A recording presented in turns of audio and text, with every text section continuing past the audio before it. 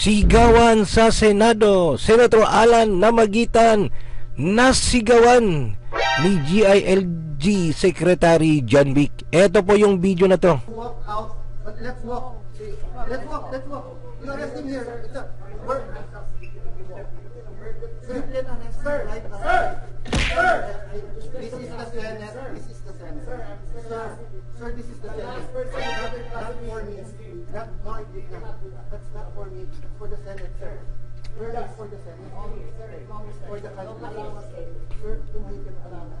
Sir, ito po yung oras na sila nagkaroon ng konfrontasyon dahil dito na ang sinasabi ni Senator Alan dito ay huwag dito hulihin sa loob ng premise ng Senado at nakikiusap siya na palabasin sila doon sa gate at doon gawin yung Miranda rights at paghuli sa kanya. Pero hindi nagpatinag itong si Secretary John Vic. Hati ang opinyon ng mga netizen dito. May pumapanig kay Senator Alan at may pumapanig din sa ginawa ni Secretary John Vic.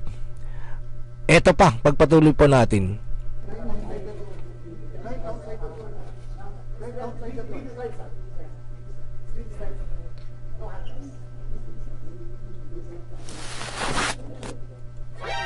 Binasahan pa rin, di nagpatinag. Ayan. So, dyan po binabasahan si Senator Jinggoy Estrada, no? Siyempre sa isip ni Secretary John Vic, mas maganda na yung sigurado tayo kaysa maisahan pa tulad nung nangyari kay Senator Bato. Kaya hindi na siya pumayag. At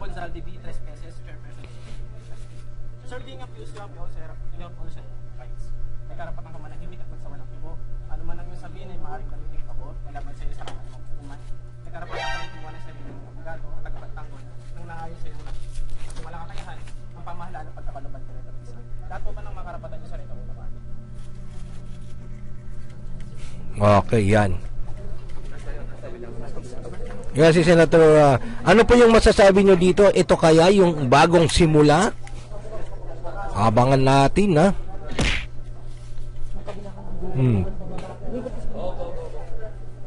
Meron din nagsasabi na gustuhan ko yung isang comment na kaya pinilit na gawin dito sa loob dahil baka mas mahirap kapag sa labas. Yan yung usapan nila. Ayan, pinapaliwanag ni Senator Alan na yung usapan natin sa doon sa loob, yun yung gagawin natin, which is sinasabi niyang paglabas para at least maigalang daw yung buong premise ng Senado. Okay? So ano po yung masasabi nyo dito? Ito po, meron ako maraming lumabas po na opinion, reaksyon mula doon sa mga politician at pipili po ako ng ibabahagi ko sa inyo mamayang gabi. Maglalay po tayo, no? Ibabahagi natin ano yung mga pili po ako para yun yung pag-usapan natin at ibabahagi ko sa inyo kasi hati po. Marami pong nag-react dito sa ginawa ni Secretary John Vic sa paghuli at kaya pagitan o kaya namagitan ito ang si Senator Alan Cayetano as Senate President.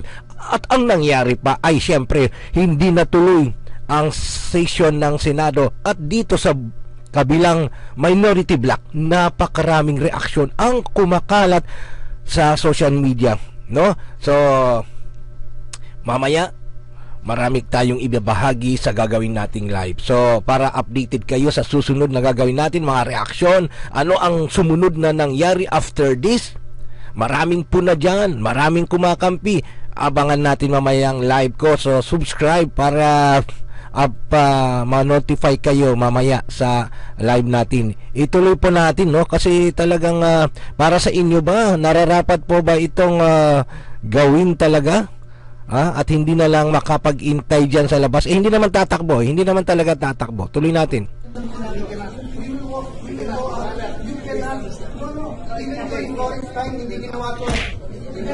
during Cory's time, the Longga did not allow. Because when we're going to walk him out, we can arrest him right outside. He is respect the institution. This is not about Big Boy. We're going out.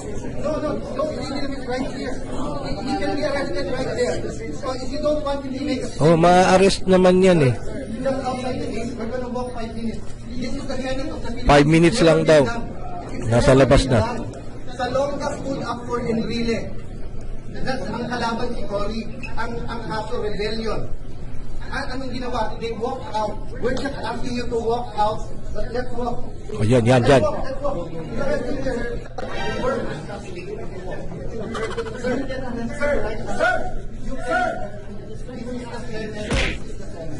Yan, hindi na po talaga nagpatinag si Secretary John Vic. Yan. So, ang isang magandang nakikita ko dito, baka gusto niyang panigurado na siguradong hindi na makakalabas si Senator Jinggoy Estrada. Kasi siyempre, yung nangyari kay Senator Bato ay nagkaroon sila ng pagbuna. At ngayon, tiniyak niya na sigurado na kasama nilang arestuhin si Senator Jinggoy. Although doon sa sinabi ni Senator Jinggoy, siya ay voluntaryo na pupunta na mag-surrender. Pero sa report ng panayam kay Secretary John Vic, inaresto daw siya. Ito yung nakikita ninyo dito sa video. So meron ding pasabog, matinding pasabog itong si Senator Jinggoy.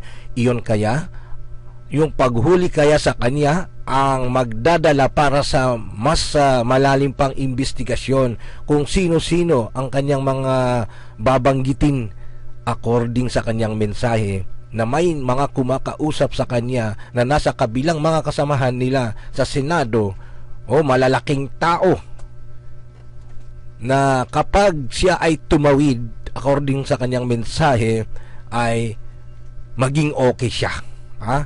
So abangan nyo po yung mga susunod na ilalabas nating update, lalo na sa live sa gabi.